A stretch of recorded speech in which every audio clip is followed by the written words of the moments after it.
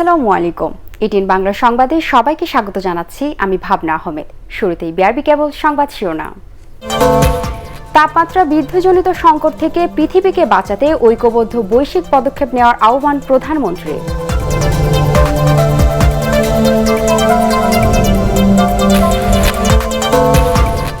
করোনাকালে tuition fee দেওয়ার সরকারি নির্দেশনায় সন্তুষ্ট স্কুল কর্তৃপক্ষ, সিদ্ধান্ত পুনর্বিবেচনা চান অভিভাবকরা।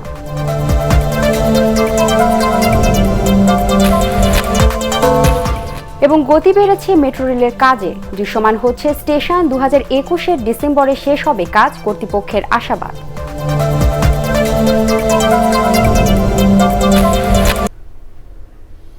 শুনছিলেন বিআরবি কেবল সংবাদ শিরোনাম। তাপমাত্রা বৃদ্ধিজনিত সংকট থেকে পৃথিবীকে বাঁচাতে একটি ঐক্যবদ্ধ বৈশ্বিক প্রতিকারমূলক ব্যবস্থার উপর জোর দিয়েছেন প্রধানমন্ত্রী শেখ হাসিনা। তিনি বলেন, তাপমাত্রা বৃদ্ধির প্রতিকারমূলক পদক্ষেপ না নিলে পৃথিবী বেঁচে থাকার পক্ষে পুরোপুরি অনুপযুক্ত হয়ে পড়বে। ইউএনএফসিসিসির রেস টু জিরো ডায়ালগের একটি উচ্চ পর্যায়ের প্যানেলের সমাপ্তি অধিবেশনে বক্তৃতায় প্রধানমন্ত্রী এসব কথা বলেন। ভাষণটি রেকর্ড করা ছিল। প্রধানমন্ত্রী বলেন, জীবন ও মূল্যবান সম্পদ বাঁচাতে বিশ্ব নেতৃত্বকে অবশ্যই কার্বন নিঃসরণ কমাতে সাহসী সিদ্ধান্ত নিতে হবে। এ সময় প্যারিস চুক্তির কঠোর বাস্তবায়নের পক্ষেও মত দেন তিনি। The time to take action to save the planet is not tomorrow, it is today. We call for the promised $100 billion per year to support adaptation and mitigation activities. We ask the concerned global leadership to assure concessional finance and debt relief of access to technology for all. Only by the unified global action we can overcome the impending crisis. করোনাকালে কোনো class না করেই tuition fee দেওয়ার সরকারি নির্দেশনায় অসন্তুষ্ট অভিভাবকরা। সিদ্ধান্তটি পুনর্বিবেচনার দাবি জানিয়েছেন তারা। স্কুল কর্তৃপক্ষ বলছে, টিউশন ফি নেওয়া ছাড়া প্রতিষ্ঠান ধরে রাখার আর কোনো উপায় নেই। তবে সরকার এই খাতে প্রণোদনা দিলে সবার উপকার হতো বলে মন্তব্য করেন তারা। বিস্তারিত জানাচ্ছেন মাহবুব কবির চপল। মতিঝিল আইডিয়াল স্কুল অ্যান্ড কলেজে অষ্টম শ্রেণীতে পড়ে জেসমিন আক্তারের দুই ছেলে। তাদের 6 মাসের বেতন বকেয়া পড়েছে 16,000 টাকা। সরকারি নির্দেশনায় এখন সব টাকাই পরিশোধ করতে হবে তাকে। অ্যাপ্লিকেশন করছিলাম যে একটু ছাড় দেওয়া যায় কিনা, বলছে এখন আপনি বেতনটা দেন, পরে দেখা যাবে। করোনায় যাদের উপার্জন কমেছে তাদের ক্ষেত্রে চিত্রটা এরকমই। তারপরও সন্তানের ভবিষ্যতের কথা ভেবে বেতন পরিশোধ করছেন। কারণ মাধ্যমিক ও উচ্চশিক্ষা অধিদপ্তর থেকে বলা হয়েছে টিউশন ফি দিতেই হবে, তবে অন্যান্য ফি নেওয়া যাবে না। ক্লাস না করেই বেতন দেয় ক্ষুব্ধ অভিভাবকরা। যারা মনে করেন দিন আনে দিন খায়, ওদের অবস্থা তো খুবই শোচনীয়। আর যারা মধ্যবিত্ত, নিম্ন মধ্যবিত্ত, ওদেরও কিন্তু সংকট। আর্থিক দিক দিয়ে মনে করেন অনেক সবাই দেখা যায় একটু ভেঙে পড়ছে। তো সেই হিসাবে স্কুলদের একটু কনসিডার করাটা উচিত ছিল। বাচ্চা পড়ে, আমার বাচ্চা তো সরকারের বাচ্চা পড়ে না, তার স্কুলের সাথে আমার সাথে লিয়াজও থাকতে হবে। বেসরকারি শিক্ষা প্রতিষ্ঠানগুলো প্রায় 20টি খাত দেখিয়ে টাকা আদায় করে, যার বেশিরভাগই নেওয়া হয় বছরের শুরুতে। এখন এসব ফি মওকুফের নির্দেশনা অযৌক্তিক বলছেন অভিভাবক ঐক্য ফোরামের সভাপতি। পাঠদান না করেই যে টিউশন ফি আদায়ের নির্দেশনা দিয়েছে, এটা সম্পূর্ণ অমানবিক এবং অন্যায়। কোনো শিক্ষা প্রতিষ্ঠান যখন টাকা নিয়ে নেয়, এ টাকা ফেরত আসবে না, এতে কোনো মনিটরিং ব্যবস্থা নাই। সরকারকে এই নির্দেশনা পুনর্বিবেচনার দাবি জানাচ্ছি। শিক্ষার্থীদের বেতন দিয়ে চলে বেসরকারি শিক্ষা প্রতিষ্ঠানগুলো। অন্যান্য খাতের মতো এই খাতেও সরকার কিছু প্রণোদনা দিলে অভিভাবকদের চাপ কমত বলে মনে করছেন তারা। গভর্নমেন্ট যদি একটা ডিসিশন নেয়, একটা রুল দেয় যে অভিভাবকদের তরফ থেকে এটা দেওয়া হোক, আর বাকিটা আমরা গভর্নমেন্ট থেকে, সরকার থেকে সেটা আমরা কী করে দেব, মেকআপ করে দিব, তাহলে তো সমস্যা হওয়ারই কথা না। স্বাধীনতার পর শিক্ষা প্রতিষ্ঠান এত দীর্ঘ সময় কখনোই বন্ধ থাকেনি। এর মধ্যেও অনলাইনে ক্লাস কিংবা বাড়িতে পরীক্ষার ব্যবস্থা করে অতিরিক্ত ফি আদায়ের অভিযোগ আছে বহু প্রতিষ্ঠানের বিরুদ্ধে। শেষ পর্যন্ত এসব টাকা আদৌ ফেরত দেওয়া হবে কিনা তা নিয়ে সন্দিহান অভিভাবকরা। মাহবুব কবির চপল, এটিএন বাংলা, ঢাকা। কাজের গতি বেড়েছে, মেট্রো রেলের দৃশ্যমান হচ্ছে স্টেশনগুলো। করোনায় বাধাগ্রস্ত হলেও কর্তৃপক্ষের আশা নির্ধারিত সময়ে শেষ হবে মেট্রো রেলের কাজ। 21 কিলোমিটারের বেশি দীর্ঘ এ প্রকল্পের প্রায় অর্ধেক কাজ এরই মধ্যে শেষ হয়েছে।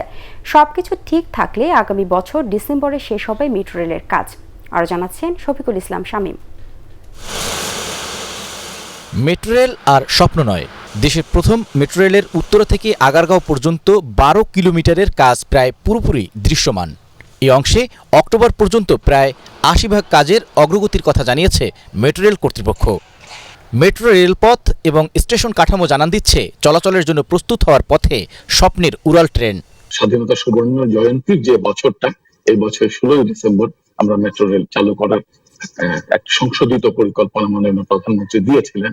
আমরা সেই পরিকল্পনার লক্ষ্যমাত্রা অর্জনে আমরা নিরলসভাবে কাজ করে যাচ্ছি এবং আমরা বিশ্বাস করি যে এখন যে অবস্থাতে কাজটা চলছে আমরা সেই লক্ষ্যমাত্রা অর্জন করতে পারবো। DMTCL managing director MAN Siddique জানান, আগামী জানুয়ারিতে জাপান থেকে আসবে 5 সেট মেট্রো ট্রেন। উত্তরার একটি অংশে মেট্রো রেল লাইনের রেল ট্র্যাক পুরোপুরি বসিয়ে দেওয়া হয়েছে। বিদেশি প্রকৌশলী ও পরামর্শকরাও চলে এসেছেন।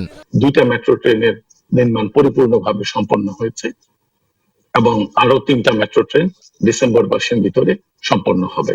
অর্থাৎ ডিসেম্বরে 2020 মাসের ভিতরে আমাদের 5টি মেট্রো ট্রেনের নির্মাণ কাজ সম্পন্ন হয়ে যাবে। আমাদের যে ডিপোতে এবং ভায়াডেকের উপরে যে রেল লাইন বসানোর যে কাজটা হয়, তার ভিতরে প্রায় 5 কিলোমিটার রেল লাইন ইতিমধ্যে বসানো হয়েছে। উত্তরা থেকে আগারগাঁও পর্যন্ত প্রায় 12 কিলোমিটার মেট্রো রেলের কাজ হচ্ছে প্যাকেজ 3 এবং 4-এর অধীনে। এ কাজ শুরু হয়েছিল 2017 সালে। উত্তরার দিয়াবাড়ি অংশে বেশ কয়েক কিলোমিটার দুপাশে মেট্রো রেলের লাইন বসে গেছে, আর এই দৃশ্যমান চিত্রই বলে দিচ্ছে মেট্রো রেলের কাজ এগিয়ে যাচ্ছে দ্রুত গতিতে। যানজট নিরসনে এই মেট্রো রেল গুরুত্বপূর্ণ ভূমিকা রাখবে, এমনটাই প্রত্যাশা সবার। শফিকুল ইসলাম শামীম, ATN বাংলা, ঢাকা। বিএনপি মুখে বহুদলীয় গণতন্ত্রের কথা বললেও ক্ষমতায় গেলে একদলীয় শাসন কায়েম করে বলে মন্তব্য করেছেন আওয়ামী লীগ সাধারণ সম্পাদক ওবায়দুল কাদের। বিএনপি আমলে মাগুরা ও ঢাকার উপনির্বাচনের কথা স্মরণ দিয়ে তিনি বলেন, ওই সময়ের কথা মানুষ এখনও ভোলেনি। ঢাকা রিপোর্টার্স ইউনিটি মিলাদাতনে DRU এর মিট দ্য প্রেসে অনলাইনে যুক্ত হয়ে ওবায়দুল কাদের এসব কথা বলেন। দেশের বিচার বিভাগ সম্পূর্ণভাবে প্রভাব ও চাপমুক্ত হয়ে স্বাধীনভাবে কাজ করছে জানিয়ে তিনি বলেন, সরকার যে কোনো অনিয়মের বিরুদ্ধে কঠোর অবস্থানে রয়েছে। সমালোচনাকে নেতিবাচক দৃষ্টিকোণ থেকে কখনো দেখি না, এখনো দেখি না। সরকারের কাছে অপরাধী কোনো দলীয় পরিচয় নেই। অপরাধী হিসাবেই আমরা দেখি। দলীয় পরিচয় কারো আত্মরক্ষার ঢাল হতে পারে না। এদেশের রাজনীতিতে দুটি ধারা প্রবহমান, একদিকে উন্নয়ন ও সমৃদ্ধি দ্বারা এগিয়ে যাওয়া স্বপ্ন, অপরদিকে সাম্প্রদায়িকতায় ভর করে দেশকে পিছিয়ে দেওয়ার অপচেষ্টা। যত চেষ্টাই করুক আওয়ামী লীগ আর বেশি দিন ক্ষমতায় থাকতে পারবে না বলে মন্তব্য করেছেন বিএনপির স্থায়ী কমিটির সদস্য গয়েশ্বর চন্দ্র রায়। নয়াপল্টন কেন্দ্রীয় কার্যালয়ে বিএনপির ভারপ্রাপ্ত চেয়ারম্যান তারেক রহমানের 56তম জন্মদিন উপলক্ষে এক অনুষ্ঠানে তিনি এসব কথা বলেন। অন্যদিকে ঢাকা রিপোর্টার্স ইউনিটির মিলনায়তনে আরেক অনুষ্ঠানে বিএনপির স্থায়ী কমিটির সদস্য সেলিমা রহমান বলেন, আওয়ামী লীগের অধীনে হওয়া কোনো নির্বাচনই জনগণের কাছে গ্রহণযোগ্য হয়নি। তারা জোর করে ক্ষমতা দখল করে আছে। তারা নির্যাতন, হামলা, মামলা, দুঃসহ দিয়ে আজকে বাংলাদেশের জাতীয় দলের নেতাকর্মীকে তারা হামলা মামলা দিয়ে তারা চেষ্টা করছে ধ্বংস করে দেওয়ার জন্য। দেশনেত্রী বেগম খালেদা জিয়া গত 2টা বছর তিনি জেল খেটেছেন অত্যন্ত অসুস্থ অবস্থায়, এবং তার কোনো চিকিৎসা পদ্ধতি দেওয়া হয়নি। ঢাকার পাইকারি বাজারে কেজি প্রতি 32 টাকার আলু খুচরায় বিক্রি হচ্ছে 42 টাকায়, অর্থাৎ হাত বদলেই কেজিতে বেড়ে যায় 10 থেকে 12 টাকা। পাইকারি ব্যবসায়ীরা বলছেন, পুরান আলুর সরবরাহ বাড়ায় দাম সহনীয় হয়েছে। খুচরা বিক্রেতাদের দাবি, আগের চড়া দামে আলু বিক্রি করছেন পাইকারিরা। ওদিকে দাম কমতে শুরু করেছে শীতের সবজি। বিস্তারিত আদ্দিন সজীবের রিপোর্টে। কারওয়ান বাজারের আলুর আড়ত সরবরাহ কম এমন অজুহাতে কিছুদিন আগেও ফাঁকা ছিল এই জায়গাটি, এখন শুধু আলু আর আলু। কিন্তু হঠাৎ কি হলো যে আলুতে ভরে গেল বাজার? মানে এমনি আস্তে আস্তে কমতেছে আলুর দাম। কত করে বিক্রি? পাইকারি 30-32 টাকা বিক্রি করতেছে। মানে নতুন আলুরা যদি আসে তখন তো মনে করেন আলু 20 টাকা 22 টাকাই পড়বো। তার মানে হলো এখন আগের চেয়ে কম দামে আলু পাচ্ছেন পাইকাররা, ফলে সহনীয় দামে বিক্রিও করছেন। কয় পায়ে গিয়ে এবার কারওয়ান বাজারের খুচরা মার্কেটে। এখানে পুরান আলুর কেজি 42 টাকা, অর্থাৎ কেজিতে বেড়ে গেল 10 টাকা। কিন্তু কেন? পাইকারি আলুর ওটা কেনা দাম বেশি, এটা 37 টাকা কেনা। পাইকারিতে যে বলতেছে যে আলুর ইয়ে হলো 32 টাকা 30 টাকা, ওগুলো মিছা কথা। আলু আপনার 37 টাকা নাম কর। যেখান থেকে পাইকারি আসে না ওখানে এটার সিন্ডিকেটটা হয়, ওরা আটকাই দেয় মালগুলা। কত করে কিলো? আমরা 42 টাকা কিনছি কেজি। যেটা নিচ্ছি আমি পুরান আলু নিচ্ছি 45 টাকা কেজি নিচ্ছি। তবে সবজির বাজারে কিছুটা স্বস্তি এখন। শীতের আগামতরি তরকারিতে ভরপুর ঢাকার বাজার, দামও কমতে শুরু করেছে। ফুলকপি, বাঁধাকপি, সিম, মূলা, লাউয়ের দর কিছুটা কম, তবে নতুন আলু 110 থেকে 120 টাকা। শসার দামটা একটু বেশি, শীতকালীন শসা 60 টাকা 50 টাকা কেজি, বেগুন আছে 40 থেকে 50 টাকা কেজি, পেঁপে আছে 40 টাকা কেজি। সবজি ভরপুর, কিন্তু দাম বেশি, অনেক দাম বেশি সবজি। সাংবাদিকদের ইয়ের জন্য এবং প্রশাসনের কিছু নজরদারির জন্য এখন মোটামুটি অনেকটাই সহনীয়। স্বস্তি নেই চালের বাজারে।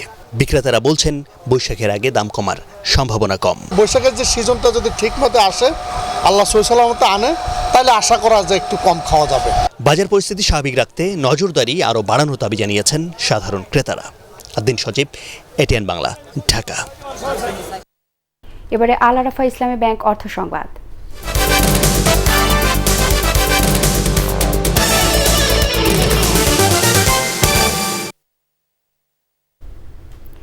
ছুটির দিনে গাড়ির বাড়তি চাপে পাটুরিয়া দৌলতদিয়া নৌরুটের পাটুরিয়া ঘাটে যানজটের সৃষ্টি হয়েছে।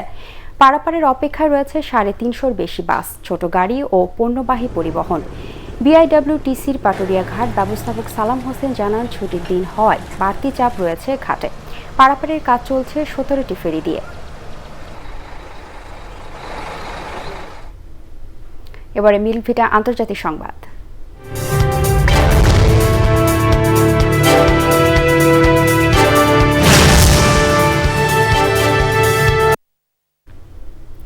ভোট পুনর্গণনার পর যুক্তরাষ্ট্রের জর্জিয়ায় জো বাইডেনকেই বিজয়ী ঘোষণা করা হয়েছে।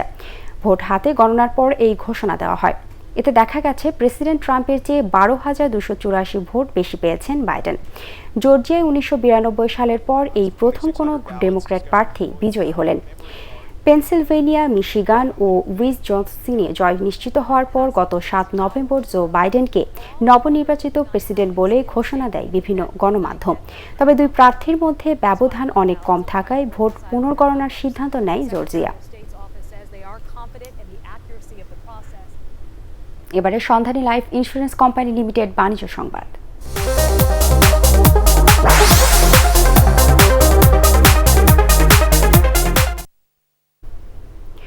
মানিকগঞ্জ সদর উপজেলায় প্রায় 3,500 কৃষকের মাঝে বিনামূল্যে সার ও বীজ বিতরণ করা হয়েছে। রবি মৌসুমে কৃষি প্রণোদনা কর্মসূচি বাস্তবায়নের লক্ষ্যে ক্ষুদ্র ও প্রান্তিক চাষিদের এসব উপকরণ দেওয়া হয়।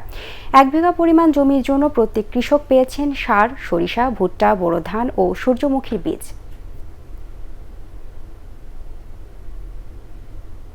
এবারে পারটেক্স খেলার খবর।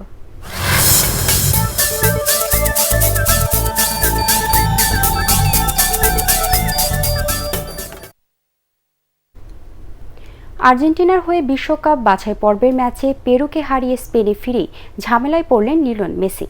ইংলিশ টেবলওয়েড দৈনিক দ্য সান জানায় 15 ঘন্টার ফ্লাইট শেষ করে বার্সেলোনার এল পার্ট এয়ারপোর্টে পৌঁছানোর সাথে সাথেই স্প্যানিশ ট্যাক্স ডিপার্টমেন্ট থেকে খোঁজ পড়ে লিওনেল মেসির। নির্দেশ দেওয়া হয় কর কর্তৃপক্ষের সঙ্গে দেখা করার। এই ঘটনাকে পাগলামি বলে উল্লেখ করেন মেসি। অবশ্য স্পেনে কয়েক বছর ধরেই কর জটিলতায় হাঁসফাঁস করতে হচ্ছে মেসিকে।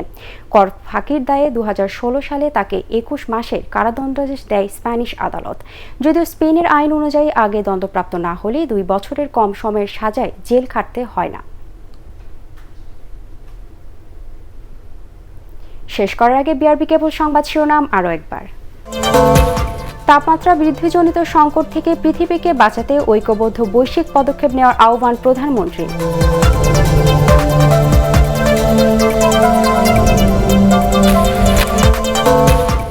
করোনাকালে টিউশন ফি দেওয়ার সরকারি নির্দেশনায় সন্তুষ্ট স্কুল কর্তৃপক্ষ, সিদ্ধান্ত পুনর্বিবেচনা চান অভিভাবকরা।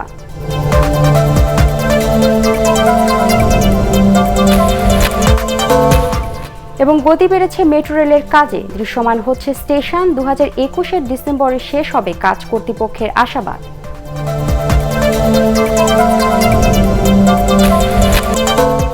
দর্শক, পরবর্তী সংবাদ দেখার আমন্ত্রণ জানিয়ে এখনকার মতো শেষ করছি। করোনা ভাইরাস থেকে নিজেকে সুরক্ষিত রাখতে মাস্ক পরুন এবং বারবার হাত পরিষ্কার করুন। এছাড়া এটিএন বাংলার সংবাদ ইউটিউবে দেখতে ব্রাউজ করুন youtube.com/ATN Bangla News। ধন্যবাদ সবাইকে।